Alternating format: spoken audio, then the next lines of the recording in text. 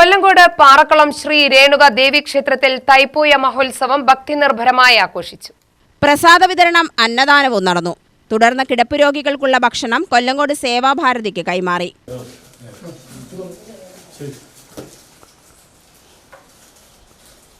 ക്ഷേത്രം തന്ത്രി പി മുത്തുകൃഷ്ണൻ, ശാന്തി നാഗരാജൻ, മുരുകേശൻ, ശരത് കുമാർ, കുമാരൻ, വിഷ്ണുദത്തൻ എന്നിവർ സംസാരിച്ചു.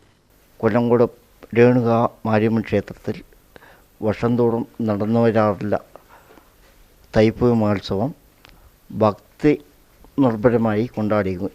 ഇതിൽ പാവപ്പെട്ടവർക്കായിട്ടുള്ള അന്നദാനങ്ങളും മറ്റും അമ്പല ഭാരവാഹികളുടെ നേതൃത്വത്തിൽ സേവാഭാരതി കൊല്ലങ്കോട് സേവാഭാരതിക്ക് ഞങ്ങൾ കൈമാറുകയാണ്.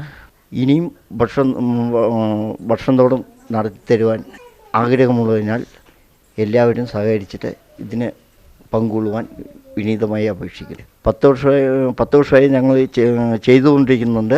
ഇപ്പോൾ രണ്ട് വർഷത്തിന് ശേഷം, അതായത് പ്രതിഷ്ഠാ ദിനവും പിന്നെ തിരുവാതിര തൈപ്പൂയം, ഇതിന് ശേഷമാണ് അന്നദാനം കൊടുത്തുകൊണ്ടിരിക്കുന്നത്. എല്ലാവർക്കും, പാവപ്പെട്ടവർക്ക് എല്ലാവർക്കും അന്നദാനം കൊടുത്തുകൊണ്ടിരിക്കുന്നത്. എപ്പോഴും അന്നദാനം ഉണ്ടാകുന്നതാണ്. എല്ലാ വർഷവും എല്ലാ പരിപാടിക്കും അന്നദാനം ഞങ്ങൾ ചെയ്യുന്നതാണ്.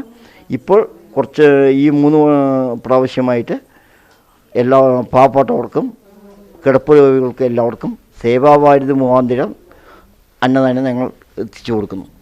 UTV news, Palakkad.